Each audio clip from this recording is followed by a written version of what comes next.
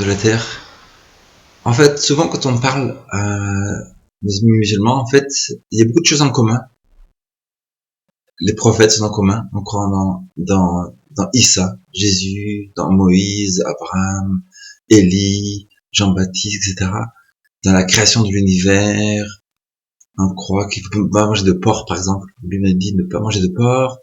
On croit dans la révélation divine, dans le Coran, dans l'Injil, dans la Torah, dans l'Injil. Il y a beaucoup de choses en commun. Et on croit aussi que les femmes doivent être soumises aux hommes, par exemple. On croit dans la fin du monde, que Jésus va revenir à la fin du monde, etc. Prendre les gens sur la terre. On croit en commun comme quoi les incrédules vont périr, qu'il y a un enfer. On croit qu'il y a un enfer, on croit qu'il y a un paradis, un jugement. Bientôt il y a un paradis aussi, bientôt, etc. Donc beaucoup de choses en commun. La chose dont on n'est pas en commun, c'est que Jésus n'est pas Dieu pour les musulmans, et pour les chrétiens, Jésus est Dieu. Donc maintenant, toi, en tant que musulman qui m'écoute, tu peux être certain dans ton cœur que Jésus n'est pas Dieu.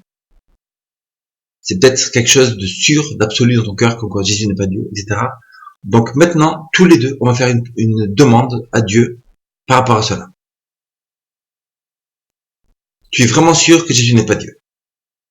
Donc nous allons faire en sorte comme quoi, devant Dieu, tu proclames ta sûreté et ton absolu comme quoi Jésus n'est pas Dieu, comme quoi maintenant on demande à Dieu. Donc si tu es sûr que Jésus n'est pas Dieu, on va maintenant demander à Dieu, comme quoi si c'est pas le cas, il fasse en sorte qu'il te révèle et qu'il ne te laisse pas tranquille jusqu'à que tu te rendes compte que Jésus est Dieu. D'accord?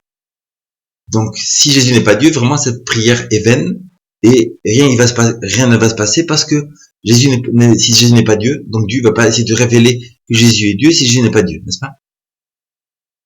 Mais si Jésus est Dieu, donc vraiment, le Père, le Créateur de l'univers, ne te laissera pas tranquille jusqu'à ce que tu reconnaisses que Jésus est Dieu et que tu marches dans la foi à 3 anges. Donc maintenant, on fait cette demande. Tu es sûr que Jésus n'est pas Dieu. Jésus n'est pas Dieu, donc Allah, Dieu, il va rien faire parce que Jésus n'est pas Dieu.